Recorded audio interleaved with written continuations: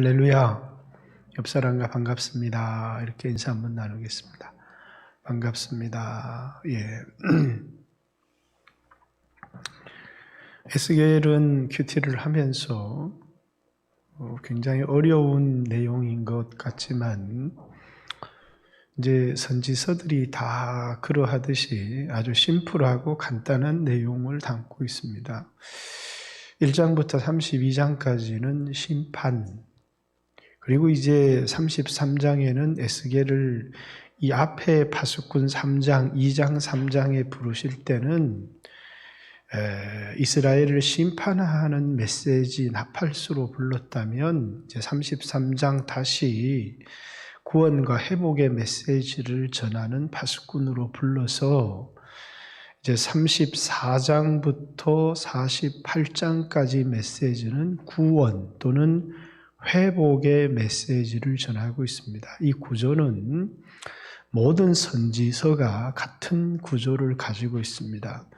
전반부에는 율법을 어긴 것에 대한 하나님의 심판의 메시지를, 후반부에는 그들이 죄악 가운데 있지만은 이제 은혜로 특별히 예수 그리스도로 말미암아 회복되어질 그런 회복의 메시지를 전하고 있습니다. 그래서 34장에는 이제 새로운 목자 역할의 회복을, 35장부터 36장 중반부까지는 이제 땅의 회복을, 그리고 36장 후반부에는 하나님의 영광의 회복을, 또 이제 37장 전반부에는 하나님의 백성의 회복을, 37장 후반부에는 언약의 회복을, 이렇게 계속 회복을 얘기하면서 38장, 39장에는 잃어버렸던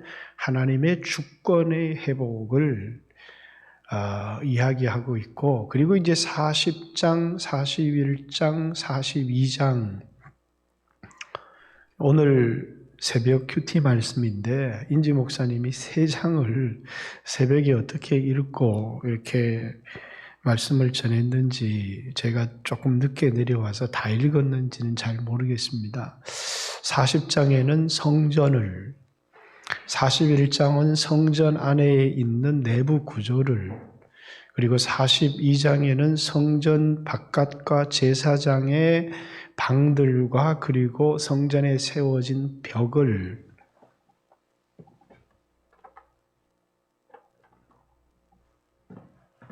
추워서 난로를 켰더니 좀 뜨겁네요.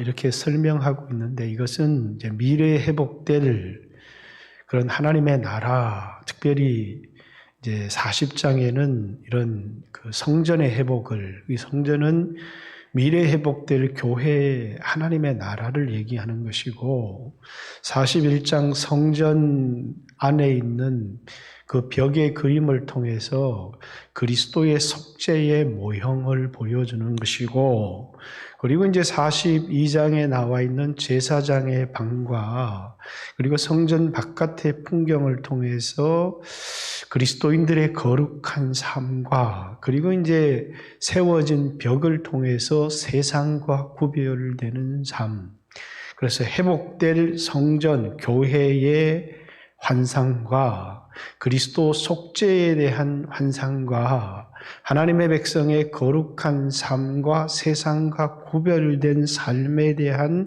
환상을 40장, 41장, 42장에 걸쳐서 이제 보여주는 것이고, 그리고 이제 이 43장은 어쩌면 굉장히 중요한 본문인데, 그게 뭐냐면 성전에서의 하나님의 임재의 회복. 1절부터 11절까지는 우리 이제 이 에스겔서 죄 때문에 성전에서 하나님이 떠나버리는 10장과 11장에서 동문을 통해서 하나님의 영광이 성전에서 떠나는 모습을 이제 보여주었던 것을, 이제는 동문을 통해서 다시 하나님의 영광이 성전으로 돌아오는 그리고 그 성전에 하나님의 임재가 가득한, 하나님의 영광이 가득한 성전의 임재의 회복을, 그리고 이제 12절부터 이제 마지막 27절까지의 말씀을 통해서 이제 성전의 법도를 설명을 하면서, 법도를 지켜라 이렇게 설명을 하면서 제일 먼저 하나님이 제작하게 만드는 것이 안뜰 안에 있는 제단을 제작하고, 그리고 그 제단을 거룩하게 하기 위해서 이제 7일 동안 제단을 거룩하게 하는 제사를 드려라라는 이야기를 하는데, 그것은 제단은 특별히 하나님의 백성의 예배를 의미하는 것이죠. 예배의 회복을. 그래서 37장은 두 가지 뚜렷한 주제가 있는데, 하나는 임재의 회복을, 또 하나는 잃어버린 예배의 회복을. 그래서 그들은 이것을 회복하기 위해서, 그래서 이제 바벨론의 또는 메데 파사의 모든 그들이 누렸던, 이제 그 이후로 그들은 포로의 삶이 아닌 이제 메데 파사의 한 시민으로서 살아가게 되는데, 모든 것을 버리고 성전을 짓고 예배를 하기 위해서, 그래서 그들의 삶의 목적은 예배입니다.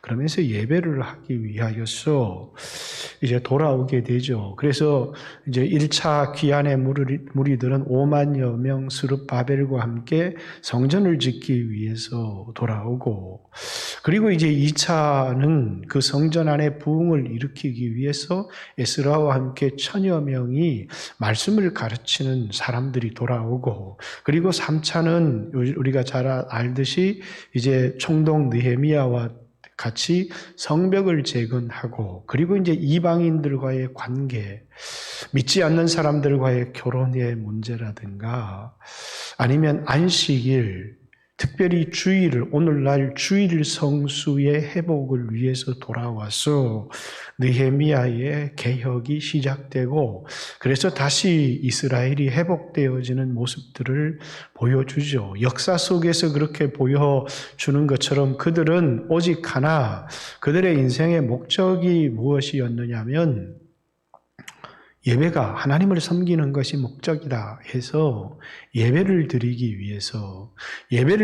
위해서는 성전이 필요했고, 그래서 성전에서 이제 양을 잡아서 피를 흘려서 하나님 앞에 나아갈 수 있는, 성전은 하나님 앞에 나아가서 은혜를 구하는 수단이기 때문에 성전을 짓기를 갈망했고, 그리고 이제 그들이 돌아와서 성전을 짓고 하나님 앞에 예배를 드리고, 이런 그들의 인생의 목적으로 등장하는 것을 우리가 보게 됩니다.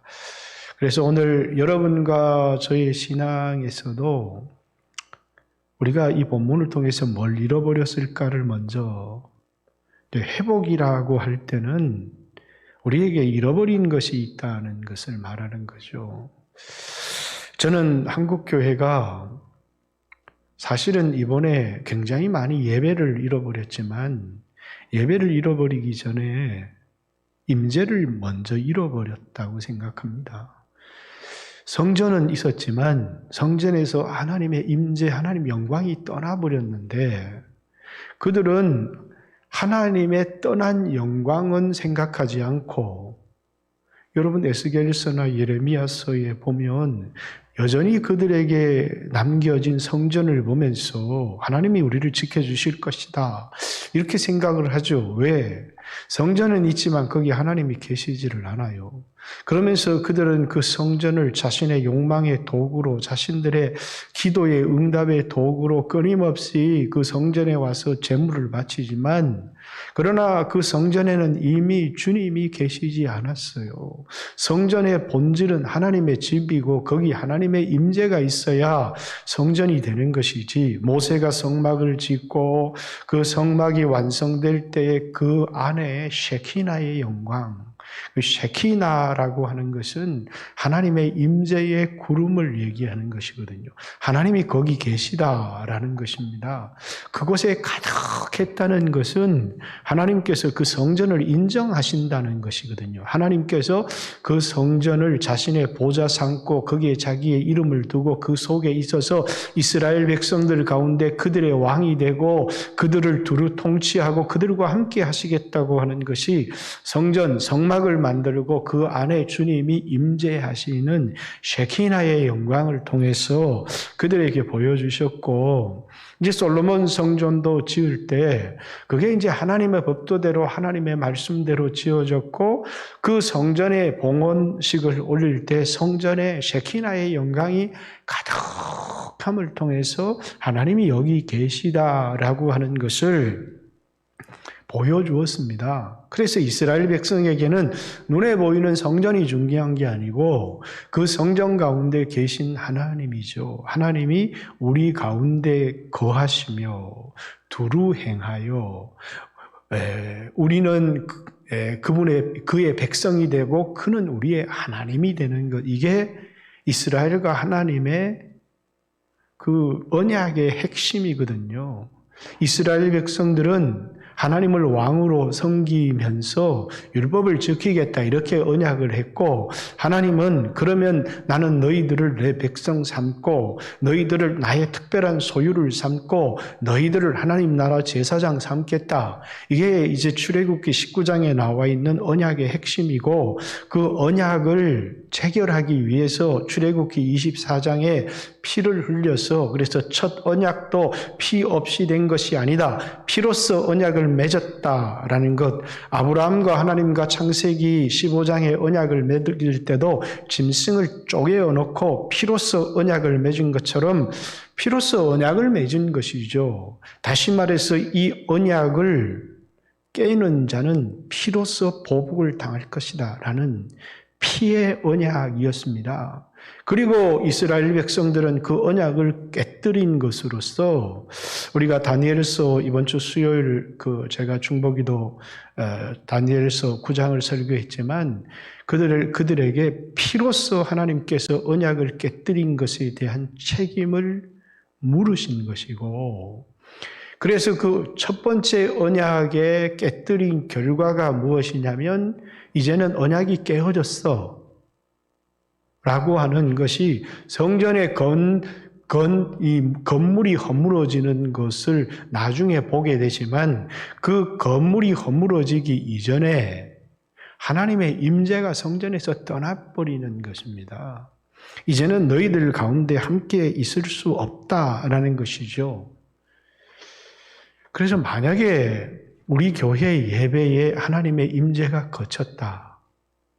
아니, 우리 교회의 예배에 하나님의 임재가 거쳤다라는 이야기보다는 우리 교회 가운데도 굉장히 신실하고 뜨겁고 이런 분들이 있기 때문에 예배에 하나님의 임재가 거치지는 않았을 겁니다. 그런데 개개인의 삶에 그만 하나님의 임재가 거쳐져 버린 거예요. 우리의 마음속에 지식은 남아 있는데 성경에 대한 지식과 그리고 뭡니까? 마음에는 없지만 형식적인 삶은 남아 있는데 하나님의 실제가 없는 겁니다. 그러니까 우리가 잘 알듯이 이 요한계시록 7교회 가운데도 라오디기아라고 하는 교회가 있었는데, 이 마지막 교회죠. 세상의 말세에 나타날 교회의 모습입니다. 그런데 성도들도 너무 많았고 프로그램도 많았고, 그래서 그들은 자신들의 신앙이 굉장히 좋다고 생각했습니다. 우리는 부요하다, 우리는 부족한 것이 없다 이렇게 생각했는데, 하나님은 너희 눈먼 것, 벌거벗은 것 그거 알지 못하느냐 그러면서 뭡니까? 하나님의 임재가, 하나님의 실제가 그들 가운데 없다는 것이 라오디기아 교회의 가장 큰 문제였습니다. 그래서 내가 문 밖에 서서 두드리노니라는 말은 그 교회 안에 주님이 계시지 않다는 것이죠. 그래서 옛날 찬양은 325장이었는데 주 예수 대문 밖에 기다려 섰으나 단단히 잠거더니 못 들어오시네 라는 찬양이죠. 그렇죠. 그들은 굉장히 파티를 벌이고 즐거워하는데 그 모임 속에 주님이 계시지 않는다는 거죠. 교회에 주님이 계시지 않고 우리의 마음속에 주님이 주인으로 계시지 않는다는 거예요. 주님의 임재가 거쳐버렸다는 거죠. 주님의 임재가 거쳐버리면 신앙의 감격이 없고 그리고 신앙의 기쁨이 없고 하나님을 섬기는 마음이 없고 의무적인 종교인으로서의 그런 모습을 가지고 있을지는 모르지만 우리가 막 첫사랑 때 느꼈던 뜨거운 마음들이나 주님을 향한 열정들은 다 사라져버린 겁니다. 왜? 그냥 종교인이기 때문이에요. 이 안에 뭐가 없느냐 하면 하나님의 실제가 사라져버린 겁니다. 그러니까 이스라엘 백성들이 하나님이 그들 가운데 계셨는데 그들이 우상을 숭배하면서 그들이 세상을 사랑하면서 하나님의 임재가 그들에게 거쳐지는 것을 전혀 느끼지를 못했다는 거예요. 그들은 하나님 지금 나와 함께 계시는가? 라고 하는 것을 생각하기보다는 내 직장이 든든하지. 내 은행 잔고가 얼마가 있지? 라고 하는 것으로서 평안을 누리려고 했지 하나님이 그들 가운데 계시는가에 대한 심각한 질문을 하지를 않았다는 거예요. 그러면서 그들은 상황을 보았지 하나님이 나와 함께 계시는가 그걸 알지를 못했습니다. 하나님의 임재는 거쳤는데 하나님의 임재가 자신에게 거쳐버렸다는 사실을 알지를 못하는 거예요. 그래서 구약에도 어떻게 되고 나서야 하나님의 임재가 거쳤는지를 알게 되었느냐면 전쟁에 패배하거나 죽음 앞에서 이가봇 하나님의 영광이 떠났다. 누가 그랬죠? 엘리 제사장이요. 그렇죠. 자기 아들들이 성전에서 그 수종드는 여인들과 간음하고 성전에 바쳐질 이 제물에 손을 대고 이러는데도 그걸 제재를 하지 않는 겁니다. 그러니까 하나님을 두려워하는 마음이 없는 거예요.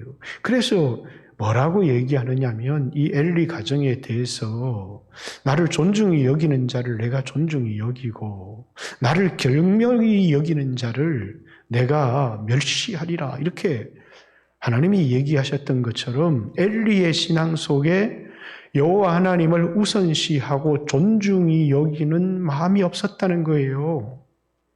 그래서 엘리 가문이 이 이스라엘이 법궤를 가지고 전쟁터에 나갔지만 하나님이 우리와 함께 해줄 거다. 전쟁에 지고 나서 하나님이 우리와 함께 하지 않아서 그런데 이제 법궤를 가지고 나와서 전쟁을 하면 우리 이 전쟁에 반드시 이길 거다. 이런데 전쟁에 4만여 명이 죽어버리고 참패하고 법궤까지 빼앗기면서 그리고 엘리는 자식까지 이 전쟁에서 잃어버리게 됩니다. 그리고 그 뒤뚱거리던 뚱뚱한 몸에 이게 넘어져서 죽으면서 하는 말이 이가봇 하나님 영광이 떠났다. 그때서야 깨닫는 것이죠. 하나님의 영광이 떠나버렸다는 사실을 그들이 그냥 성전이 있고 제사를 하고 예배를 하니까 하나님의 영광이 우리와 함께 하는 줄 생각을 했는데 하나님의 영광이 떠나버린 겁니다. 한국교회가 이렇게 예배가 무너지고 다시 회복될 예배를 꿈꾸고 일부 목회자들이 준비하고 기도하고 있지만 그런데 이 예배가 무너지기 이전에 우리는 오래전에 하나님의 성령의 임재가 우리 가운데 거쳤을 수 있다는 사실을 기억해야 되는 겁니다. 왜? 예전에는 하나님을 섬기기를 원했습니다. 크게 하나님을 사랑하는 열정이 있었는데 시간이 지나면서 여전히 예배를 드리기도 교회를 나오기도 하는데 근데 뭐냐면 우리 마음속에 하나님을 사랑하고 하나님을 섬기고 이런 마음이 아니라 이제는 편안하게 살고 돈을 벌고 세상의 쾌락을 즐기고 이렇게 마음이 변해버린 겁니다. 그래서 한국교회가 하나님 중심이 아닌 물질 중심이 되어져 버렸어요. 부자가 되면서 옛날에는 그냥 절대적인 빈곤, 굶지 않고 내가 살 집만 있으면 하나님을 잘 섬기겠습니다.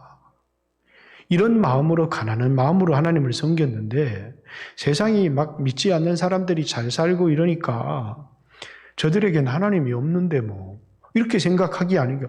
나는 왜 저들이 가진 좋은 차도 없고 저들이 가지고 있는 그런 해외여행도 못 누리고, 그러면서 끊임없이 교회가 뭘 구하기 시작했느냐 하면 돈을 구하기 시작했고 세상 영광을 구하기 시작했고, 그러면서 성도들의 이 마음속에 하나님이 계신 것이 아니라 뭐가 세워진 거예요? 우상이. 하나님보다 우선이 되는 우상들이 가득 차버린 것이죠. 성전에는 하나님이 계셔야 되는데 그 성전에다가 우상을 갖다 놓은 거예요, 이스라엘 백성들이. 그래서 우상이 가득하면서 하나님이 더 이상 그 더러운 곳에 있을 수가 없는 거예요.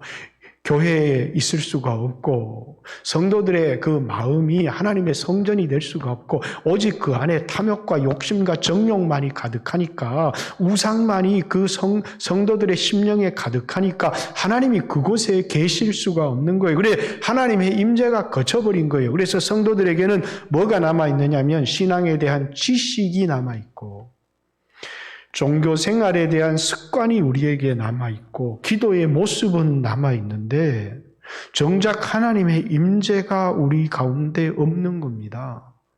그걸 잃어버린 사람들이 굉장히 많은 겁니다. 교회 나와서 기도를 하는 것 같고 하는 것 같은데 이 마음속에는 오직 세상에 대한 생각이 가득한 겁니다.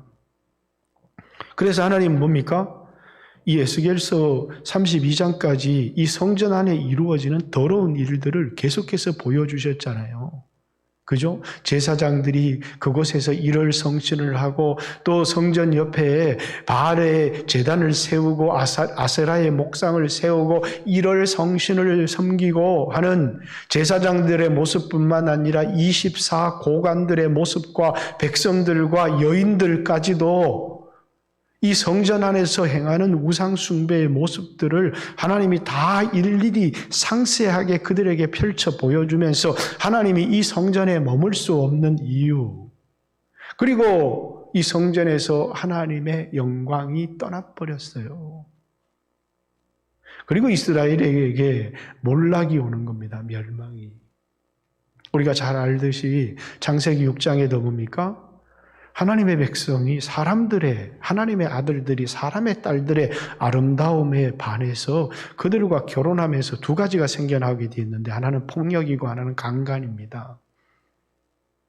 그러면서 하나님이 그들을 향해서 그들이 이제 네피림이 되었다 이렇게 얘기를 하는데, 하나님이 그들이 육체가 됨으로 하나님의 영이 그들과 함께 할 수가 없다는 거죠. 하나님은 영이신데 우리의 육체를 성전 삼고 오셔야 되고 교회를 성전 삼고 예수 믿는 사람들의 모임을 성전 삼고 거기 계셔야 되는데 그럴 수 없더라는 거예요. 더러워져서. 그래서 하나님이 떠나니까 물로 심판이 오는 거고, 성전에서 이스라엘 성전에서 하나님이 떠나니까 예루살렘이 멸망하게 되는 것이고 성전이 무너지게 되는 것이죠. 왜? 하나님 임재가 거쳐버렸기 때문이라는 것이죠. 그래서 우리는 이 문제를 사실은 예배의 회복의 문제보다 이 문제를 심각하게 생각해야 합니다. 저도 낮기도회를 통해서 그런 이야기를 잠시 하기는 했지만 이제 5월 5일까지 아직도 이제 사회적 거리두기를 좀 더 하고 교회에서 식사를 하지 말고 이렇게 이제 나라에서 이게 지킬 수 있는 지침은 지키면 참 좋죠.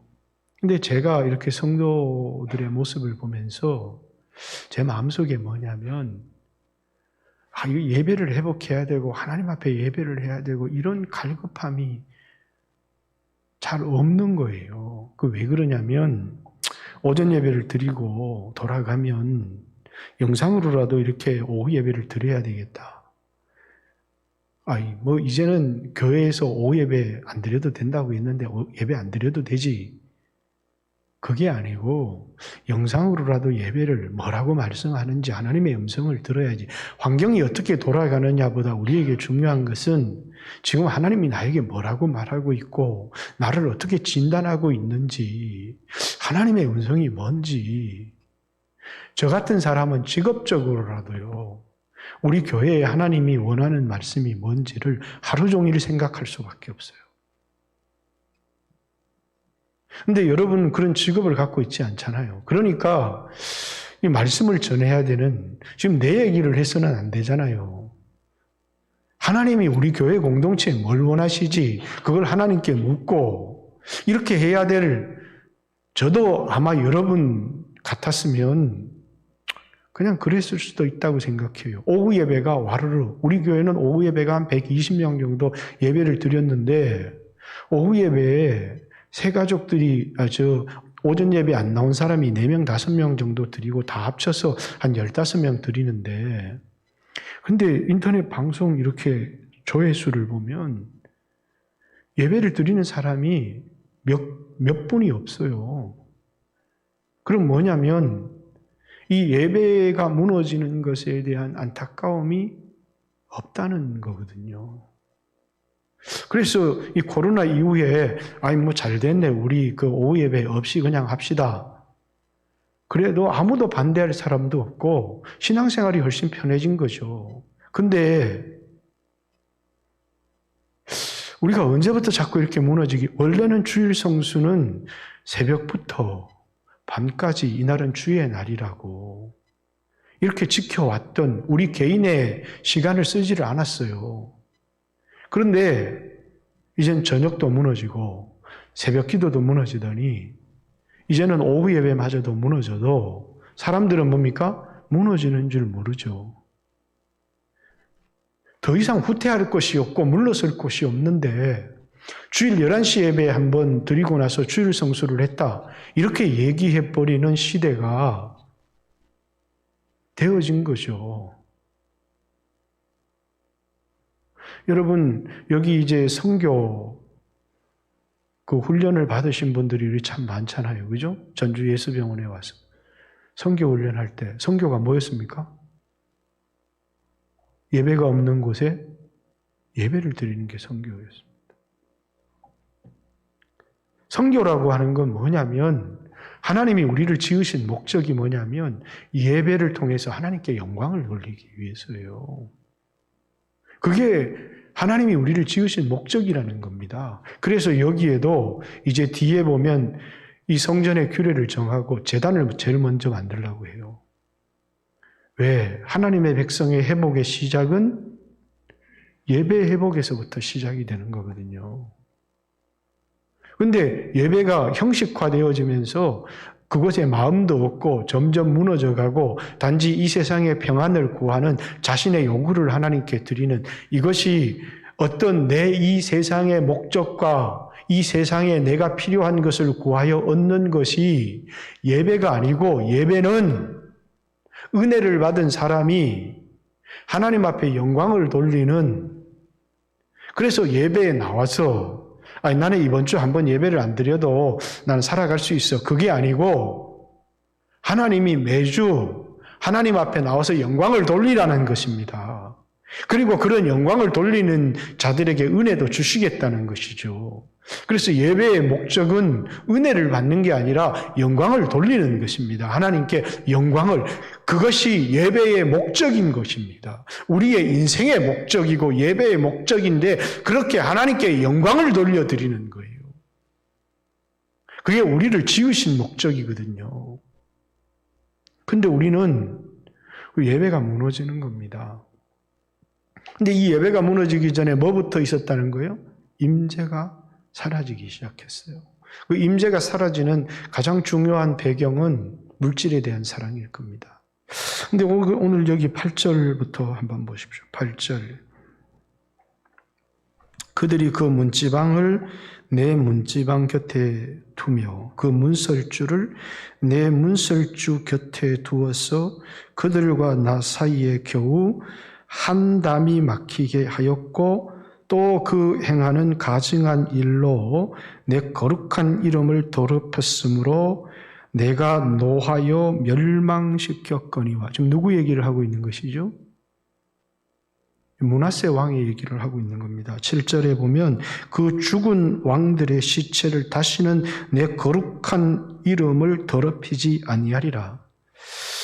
그 아버지 히스기야가 헐어버렸던 산당을 성전 옆에다가 지었습니다. 그리고 정말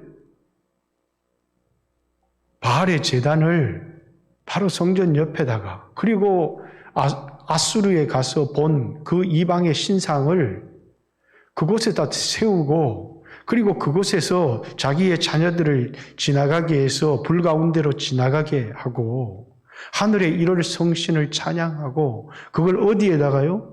성전 옆에다가 담 하나 사이를 두고, 그래서 저 아수르에 가서 본 그 신을 너무나 크다고 해서 성전 옆에다가 지어놓은 겁니다. 나중에 아수르에 끌려가 가지고 깜빵살이 하면서 그걸 깨닫고 회개하기는 하지만 하나님의 이름을 더럽혔다. 그래서 내가 그들을 멸하였다. 그러나 다시는 그들이 내 이 거룩한 이름을, 이 성전을 더럽히지 못하게 하겠다. 라는 것이 하나님의 결의죠. 이스라엘 백성들이 회개했기 때문에 하나님이 돌아온 것이 아닙니다. 하나님은 이제 이 성전에 돌아와서 새로운 일을 행하시겠다는 것이죠. 그래서 그걸 우리는 은혜다 이렇게 얘기를 합니다. 그 은혜를 받은 사람이 여러분과 저고요. 그런데 여러분과 저의 마음속에 다시 우상이 가득하다면, 특별히 돈에 대한 우상, 특별히 세상의 쾌락에 대한 우상, 그 우상이 가득하면서부터 우리는 마음이 하나님께 있는 게 아니라 돈에 있고 세상에 있습니다. 우리가 거룩하게 구별된 하나님의 백성이고 우리는 하나님의 임재가 있는 하나님의 성전이라는 사실을 잊어버렸고, 그래서 우리에게 가장 중요한 건 하나님이고 우리의 인생의 목적은 하나님께 영광을 돌리는 것이고 하나님을 섬기는 것이라는 사실을 잊어버린 것입니다. 그리고 하나님을 이용해서 내가 부자가 되겠다라고 하는 예배의 본질, 영광을 돌림을 잊어버리고 이 예배를 통해서 내 필요를 얻겠다라고 생각을 하면서 하나님을 사랑하는 마음, 하나님이 목적이 되는 인생이 아니라 돈을 위한 하나님의 수단으로 전락해버리면서 우리의 신앙은 교회도 나오고 기도도 하고 예배를 드리는 것 같지만 실상은 서서히 우리의 마음속에서 하나님 중심, 하나님 소중함, 보이지 않지만 우리 가운데 거하셨던 하나님의 임재들이 거쳐지기 시작한 겁니다. 우리가 어떤 사람은 성령 체험 이렇게 얘기하면서 방언을 체험하고 하나님이 내 가운데 오셨다는 것이 얼마나 감격스럽고 뜨거웠던 적이 많아요. 그런데 이젠 그거 다 잊어버리고, 그리고 뭐냐면 이젠 경력만 남고, 나 40년, 나 50년 신앙생활 했다. 목사다, 권사다, 장로다, 집사다. 이런 것들만 남아있지 가장 중요한 질문, 하나님이 나와 함께 계시느냐? 하나님의 임재가 나에게 있느냐? 라고 하는 것을 잃어버렸거든요. 왜 그러느냐? 우리 마음을 더럽혔고 교회를 더럽혔고 그 가운데 우상을 세웠기 때문이라는 거예요. 그 우상이라는 게 뭡니까? 물질이고 세상, 육신의 쾌락. 그래서 우리는 영적인 사람이 돼야 되는데 육신적인 사람이 되어버린 것이죠. 그러면서 우리는 하나님이 나와 함께 계시느냐라고 하는 심각한 질문을 안 던진 겁니다. 그래서 이제는 기적이 일어나지 않아도, 기도의 응답이 일어나지 않아도 아무렇지도 않고, 그리고 아무런 일이 안 일어나는 게 정상이고, 어떤 사람이 기도의 응답이 있고 그 속에 뜨겁게 하나님을 만나, 그런 사람이 이상해져 버린 그런 신앙 가운데 우리가 있지 않는가. 그래서 먼저는 오늘 이 말씀을 통해서 하나님께서 하나님 임재를 회복시켜 주시잖아요. 그것은 예수 그리스도의 속죄, 그들의 이 에스겔서 1장부터 32장까지의 그들의 죄를 지적하면서 하나님이 예수 그리스도의 속죄의 필요성을 강조하는 것이고, 그리고 이제 그 예수 그리스도의 속죄로 말미암아 하나님께서 새롭게 임재를 주시고 성령을 우리 가운데 주시고, 그리고 이제 그들을 회복시켜 주시겠다는, 이것을 내 발등상 삼고 내 처소를 삼고 내가 다시는 이곳에서 영원히 떠나지 않겠다라고, 그것이 새 언약이고 하나님께서 새로운 일을 행하시는 것을 보여주면서 이제 이스라엘 백성에게 너희는 이 성전의 규례를 지키고 법대를 지키고 모든 율례를 지켜라, 이렇게 그들에게 말하고 있는, 아직 그들이 변화되지 않았지만 그들이 지난날 우상 숭배를 했던 것을 후회하고 회개하고 아파하거든 에스겔에게 너는 그들에게 이 성전의 법도와 율례를 가르쳐서 하나님을 섬기게 하라고. 그렇게 이제 에스겔에게 이스라엘 백성들이 너희들이 정말 회개하고 돌아올래? 그러면 에스겔로부터 이 성전의 법도와 율례와 규례를 잘 듣고 배워서 지켜라. 그리고 안뜰에 에스겔을 데리고 가서 제단을 만드는, 제단에 이제 여기서는 한자 이렇게 표현되어 있는데, 이게 새로 번역을 하면서 한자, 두자 이렇게 번역을 했는데, 자로 번역하면 안 되죠. 이제 큐빗이죠. 손끝부터 발꿈치까지 45cm 정도가 됩니다. 한 큐빗. 큐빗의 단위로 이제 어떻게 이 제단을 만들라. 제단을 제일 우선적으로 하나님이 제단을 만들라고요. 왜 제단이 필요합니까? 하나님의 백성들은 제단은 항상 뭐냐면 제사를 드리는 거고 희생제물을 드리는 거였어요. 제단은 두 가지 의미가 있습니다. 하나는 감사의, 피조물이 창조주께 감사의 제물을 드리는 것이고, 죄인이 구속의 주님께 희생의 제물을 드리는 거예요. 그래서 항상 희생의 제물은 피로서 드렸던 거죠. 예수님도 이 세상에 그 희생 제물, 대속의 제물로 오신 것이고, 그래서 이스라엘 백성들이 끊임없이 이 제단에서 피를 흘려서 하나님 앞에 예배를, 하나님께 나아가는 길을 열고 예배를 회복시켰던 것이죠. 그런데 저도 다음 주 월요일 날 한 세미나를 좀 참석하려고 하는데, 이제 한국교회 몇몇의 목회자가 예배 회복이라고 하는, 다시 한국교회 예배를 회복하기 위해서 코로나 이후에 성도들을 다 초청하는 예배 회복 컨퍼런스를 한번 준비하자. 그래서 우리는 계속해서 예배를 드려왔었기 때문에 어떤 식으로 되어질지는 모르지만 한국교회에 꼭 필요한 게, 예배 회복 이전에는 우리가 우리 자신의 하나님의 임재가 떠난 것은 아닌지를 생각해야 되고, 두 번째는 다시 예배가 얼마나 소중한지를. 우리의 요한계시록도요, 요한계시록 전체 1장부터 3장까지는 7교회에 대한 메시지지만 4장이 뭐가 나와요? 천상에서의 예배가 나와요. 예배를 성공한 사람은 삶의 자리에서 고난을 이기고 승리합니다. 예배에 실패한 사람들은 삶에서 다 무너져 버려요. 그래서 우리에게 가장 중요한 건 뭡니까? 삶의 승리 이전에 예배를 성공시켜야 된다는 거예요. 예배를 통해서 내 존재 목적, 하나님께 영광을 돌려야 되고, 그 예배 속에서 나에게 주시는 하나님의 은혜를 경험하는, 그래서 예배는 먼저 내 필요한 것을 얻으려고 하는 것이 아니라 내 인생의 본질, 하나님께 영광을 돌리고 하나님께 나아가는 것이죠. 그런데 예배가 무너져도, 안식일이 무너져도, 주일이 무너져도 별로 우리에게 안타까운 마음이 안 드는 겁니다. 오늘 우리에게 있었던 이런 번영과 이런 축복이 하나님의 은혜고, 그것은 우리가 주일을 성수했고, 우리가 하나님의 법을 지켰고, 우리가 하나님을 소중히 여겼고, 우리의 예배의 결과라고 하는 해석이 우리에게 없는 거죠. 여러분, 예배가 무너진 인생이 세워질 수 있겠습니까?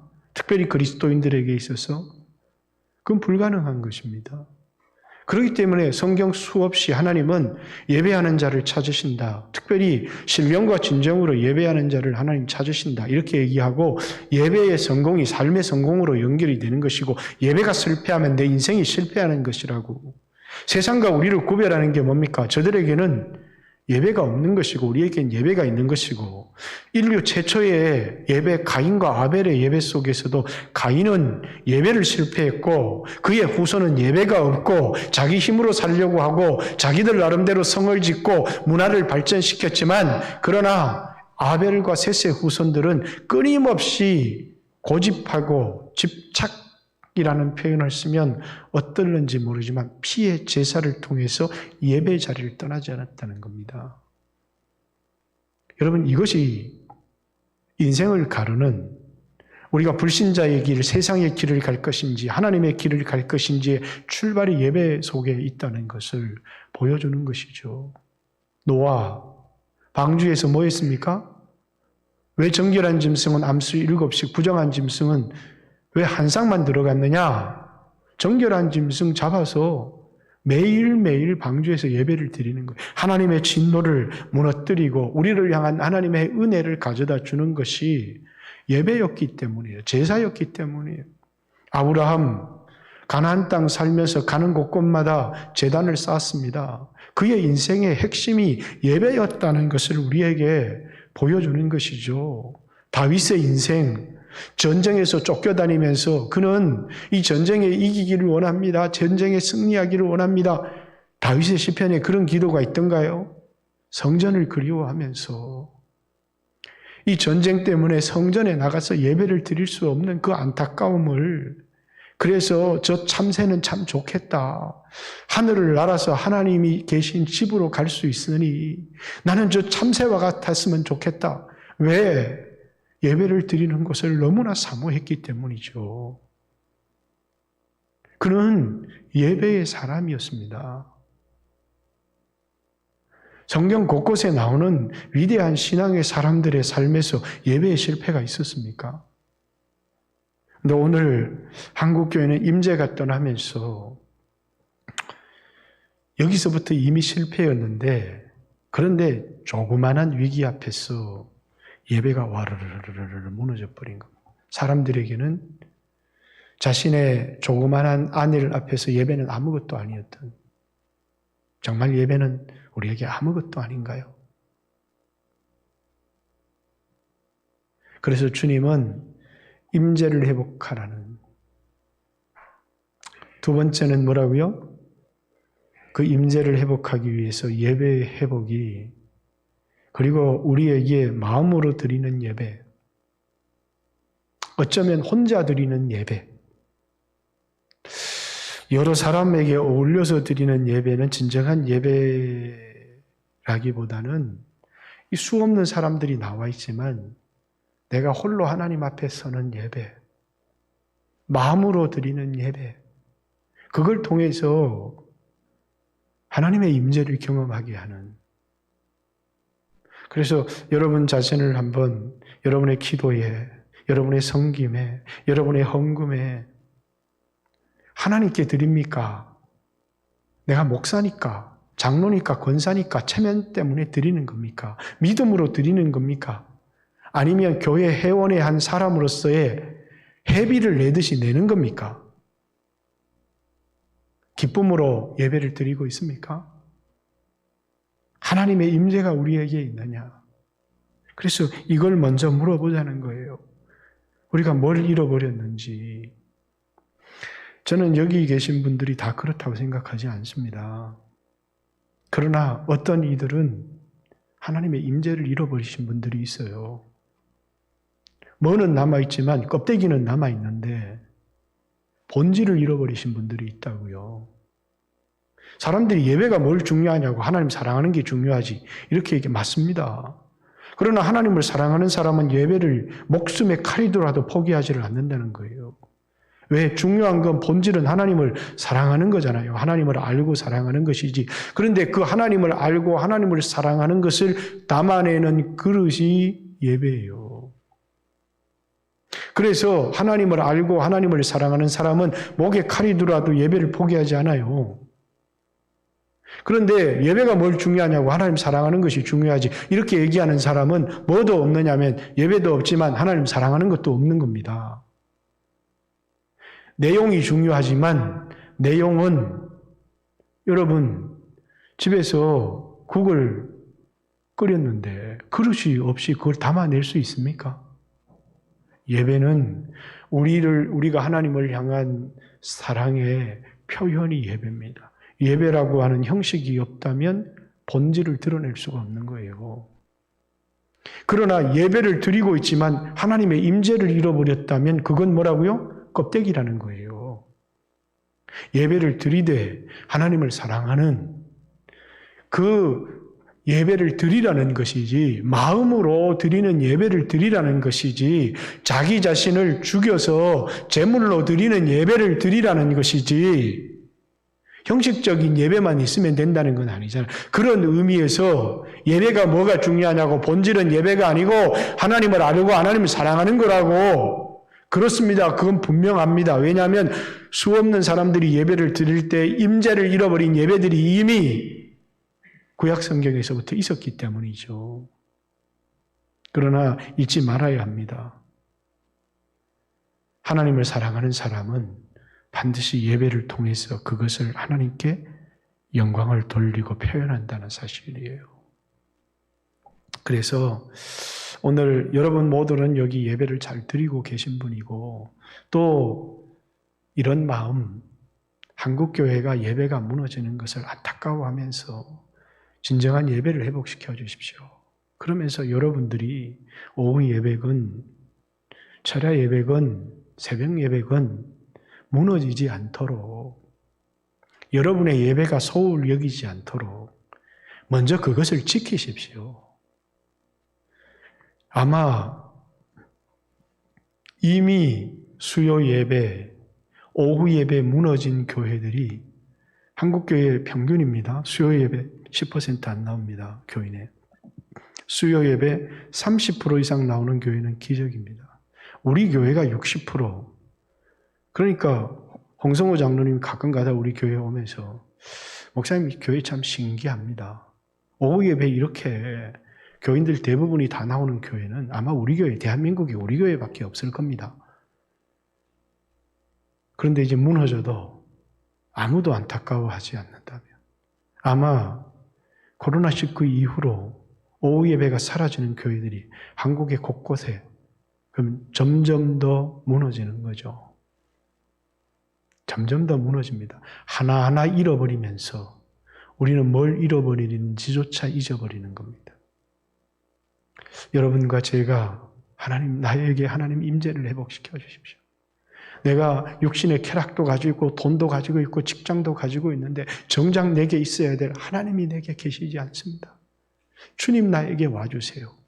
라고 하는 간절한 기도와 그리고 정말 주여 이 예배를 소중히 여길 수 있도록 내 신앙의 예배를 성공시킬 수 있도록 예배에 실패하지 않도록 예배가 소중한 사람이 되어질 수 있도록 이 예배를 통해서 하나님께 영광을 돌릴 수 있도록 그것을 위해서 기도했으면 좋겠습니다. 두 가지 임재의 회복과 그리고 뭡니까? 예배의 성공. 가인처럼 예배에 실패하는 자가 되지 말고 아벨처럼 하나님이 받으시는 예배를 드리는 사람들이 되어지고 그래서 오늘 이 43장의 이야기는 하나님의 임재의 회복과 그 임재 돌아오신 하나님이 이스라엘 백성들에게 부탁하는 한 가지가 먼저 예배를 성공시키라고 하는 이야기를 하고 있는 말씀이다. 라는 사실을 잊지 않았으면 좋겠습니다. 같이 한번 주여하신 후에 이 두 가지를 먼저 여러분과 저의 삶에서 우리 교회 가운데서 하나님 앞에 먼저 간절히 기도했으면 좋겠고 세상이 또 다른 그리스도인들이 어떻게 가든지 주여 나는 믿음을 지킬 수 있게 해 주십시오. 나와 우리 교회와 내 가족의 신앙은 무너지지 않을 수 있도록 하나님 축복해 주십시오. 그리고 스스로 물어보십시오. 내 안에 주님이 계신지. 그럼 그 임재를 잃어버렸다면 지금 나에게 무엇이 소중해졌는지 내 안에 있는 이 마음속에 가득 찬 하루 종일 생각하고 있는 집착하고 있는 우상은 없는 건지 그것을 한번 돌아보고 기도했으면 좋겠습니다. 같이 한번 주여 하신 후에 이 두 가지만 오늘 간략하게 설명했습니다. 위에서 하나님 앞에 기도 드리기를 원합니다. 15분 간절히 하나님 앞에 기도합니다. 기도 드리겠습니다. 주여